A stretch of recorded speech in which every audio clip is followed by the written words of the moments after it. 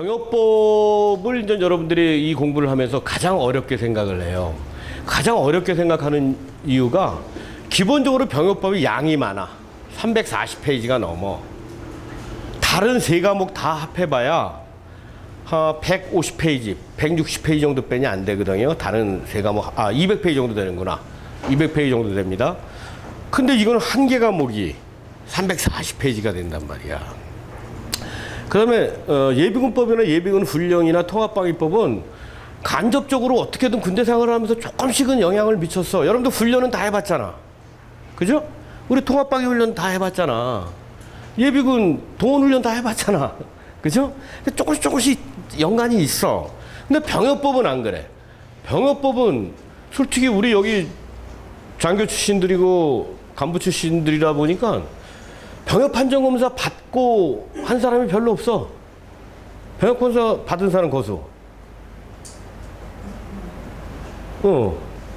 반도 안 되잖아.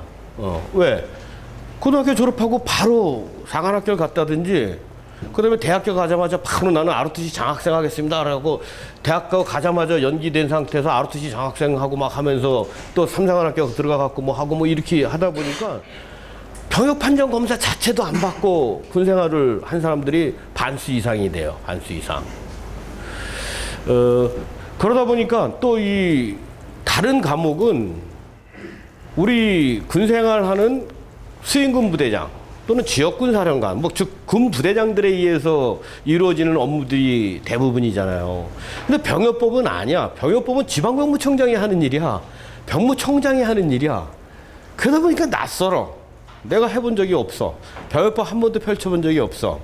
심지어는 병역 종류가 몇 가지인지도 모르고 군대 생활 한 사람들이니까 전혀 필요가 없었던 과목이죠. 근데 이제 이 시험을 우리가 준비를 하는 데 있어서는 반드시 넘어야 될 산이라는 거야. 넘어야 될 산. 그래서 산을 넘어가는 방법은 와지선에서 정상으로 가고 정상을 넘어서 가는 것도 넘어가는 것이고, 둘레길을 돌아서 가는 것도 가는 것이고, 여러 가지 방법이 있는 거야. 터널로 해서 가도 산을 넘어가는 거고, 여러 가지 방법이 있는 거야. 가장 무모한 게 와지선부터 정상을 통해서 정상으로 해서 넘어가는 거, 그게 가장 무모한 방법이겠죠. 그죠? 그게 우리가 공부를 할 때 어느 부분이 출제가 잘 되느냐, 어느 부분이 중요한 파트냐, 이런 거 생각하지 않고 첫 페이지부터 340페이지를 똑같은 강도로 공부하는 사람들. 그 사람들이 결국은 산을 정상을 통해서 넘어가려고 하는 사람들이 되겠죠. 그죠? 그래서 병역법만큼은 여러분들이 좀 치사 선택을 좀 해야 된다.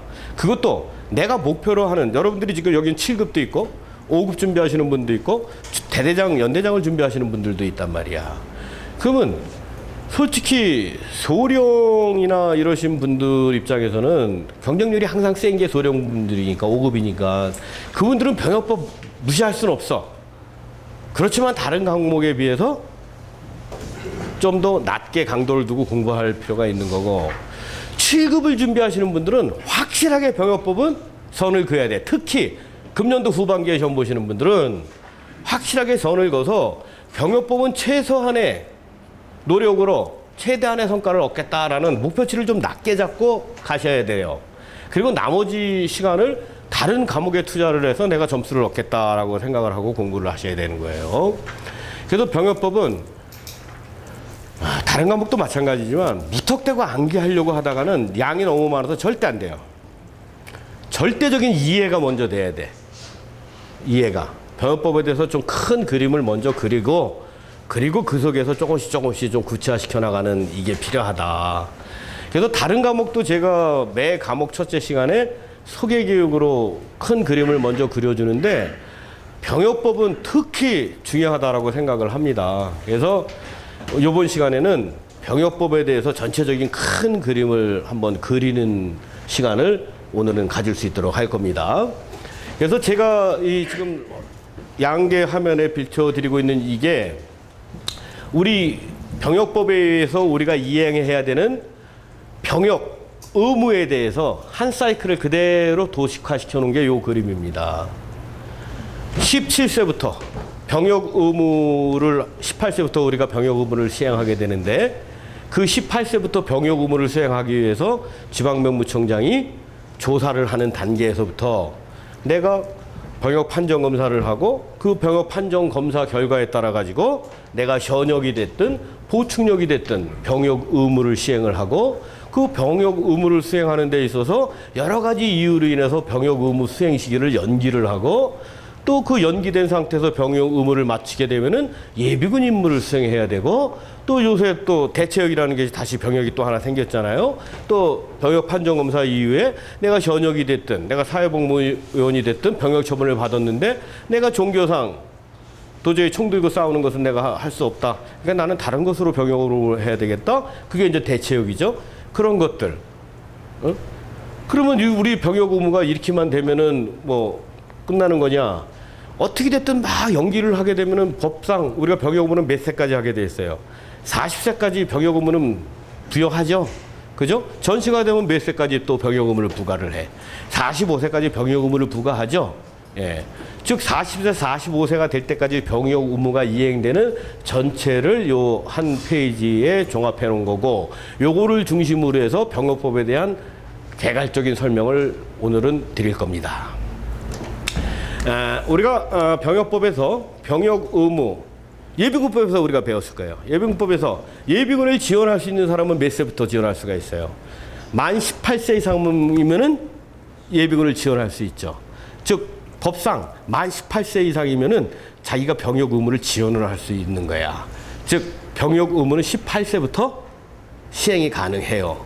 근데 이 병역 의무를 부과하기 위해서 병무청에서는 내가 17세가 되는 해에 나도 모르게 조사를 하기 시작합니다. 그게 우리가 병역 준비역 편입자 조사라고 얘기를 해요. 병역 준비역 편입자 조사. 내가 18세가 되면은 병역 준비역으로 병역의 종류 중에 하나가 병역 준비역이에요. 병역 준비역에 편입이 되는데 나를 18세가 될 때 병역 준비역에 편입시키기 위해서 내년도에 18세가 되는 사람이 몇 사람이나 되는지 이거 파악하는 것을 우리가 병역 준비역 편입자 조사라고 얘기를 합니다. 그래서 지방병무청장이 내가 17세가 되는 해에 나도 모르게 법원 행정처장, 그 다음에 법가, 행주법가, 주소지를 담당하는 행안부 장관, 그 다음에 가족관계 등록을 책임지고 있는 법원 행정처장, 이 두 사람으로부터 자료를 받아가지고 이 자료를 가지고 내년도에 18세가 되는 사람이 몇 명이나 되는가 이거를 조사를 합니다. 그래서 조사가 끝나고 나면은 나를 병역 준비역 편입 대상자로 등록을 하고 관리를 하기 시작을 해요. 그런 상태에서 내가 18세가 되면 지방병무청장이 나를 병역 준비역에 편입을 시킵니다. 병역 준비역에 편입을 시켜요. 그래놓고 이제 병역 준비역에 편입, 즉 병역 의무를 시작하는 거야. 해놓은 상태에서 우리가 19세가 되면은 병역 판정 검사를 받아야 돼요. 19세가 되면 병역 판정 검사를 받아야 되는데 내가 18세가 되는 해에 내년도에 병역 판정 검사를 받아야 될 사람이 누군지 병역 준비역에 편입되어 있는 사람을 대상으로 해가지고 다시 또 조사를 합니다. 왜? 만 18세가 된 사람이 전부 다 병역 판정 검사를 배대되는 것은 아니거든. 면제되는 사람도 있고 막 있단 말이야. 그래서 내년도에 병역 판정 검사를 실시해야 되는 사람이 병역 준비역 중에서 몇 명이 되는지를 파악하는 것이 내가 18세가 될 때 조사를 하는 거예요. 그래서 그 조사를 딱 마치게 되면은 병무청장이 너는 내년도에 만 19세가 되는 사람을 병역 판정 검사를 실시하고 현역을 몇 명 보내라. 그리고 보충역으로 몇 명을 보내라 라고 인원을 할당해줘요. 인원을. 그러면 지방병무청장은 병역 준비역에 편입시키고 그 병역 준비역에 편입된 사람을 대상으로 내년도에 병역 판정 검사를 받을 사람이 몇 명이 되는가 하고 조사한 것을 가지고 병무청장한테 보고를 해주면은 병무청장이 그래 네가 100명을 내년도에 병역 판정 검사 대상이란 말이지. 그 100명 중에 30명은 현역으로 판정을 하고 그 다음에 70명은 보충용으로 판정을 해. 그래서 그거 판정하기 위한 기준은 이 기준을 적용해 하고 병무청장이 편입 기준과 인원을 배분을 해줘요. 지방 병무청별로. 근데 병무청장이 이거를 하기 위해서는 각 군 총장들이 2년 후에 병력 서열을 먼저 병무청장한테 요구를 합니다. 2년 후에.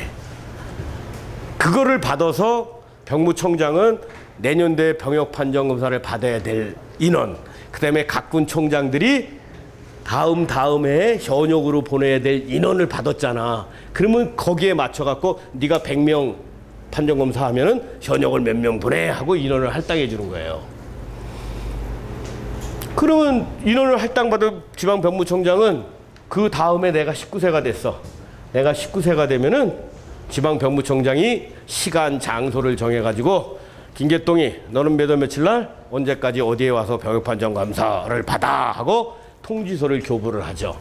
근데 지금은 제도가 좋아져 가지고 일방적으로 통지서를 주지 않고 인터넷에 딱 공지를 하죠. 서울지방병무청에서는 금년도에 병역 판정 검사를 언제 실시한다. 그리고 금년도에 병역 판정 검사를 받아야 할 대상자가 누구누구다 하고 공지를 합니다. 그러면 본인들이 서울지방병무청 사이트에 들어와 가지고 나는 언제 병역 판정 검사를 받겠습니다라고 선택을 해요. 선택. 그러면 그 선택을 하면 그게 병역 판정 검사 소집 통지서를 준 거하고 똑같은 역할을 하는 거야. 그걸 선택을 안 했다. 그러면은 통지서를 보내는 거죠. 30일 전에. 그래서 통지서를 이제 지가 선택을 했던 통지서를 받았던 내가 19세가 되는 해에 내가 서울지방병무청으로 가서 병역 판정 검사를 받습니다. 병역 판정 검사는 신체 등급을 결정을 하고 그다음에 신체 등급 결정된 거에다가 다른 요소를 첨부를 해서 병역 처분을 해요. 그래서 우리가 병역 판정 검사를 받으러 가갖고 신체 검사를 받고 병역 등급이 딱 결정되는 것은 의사들이 하는 거야. 의사들이. 병역 판정 검사 전담 의사, 병역 판정 검사 전문 의사 또는 군의관 이런 사람들이 의사가 너는 신체 등급 1급, 너는 2급, 너는 3급 뭐 이렇게 이제 결정을 하는 겁니다.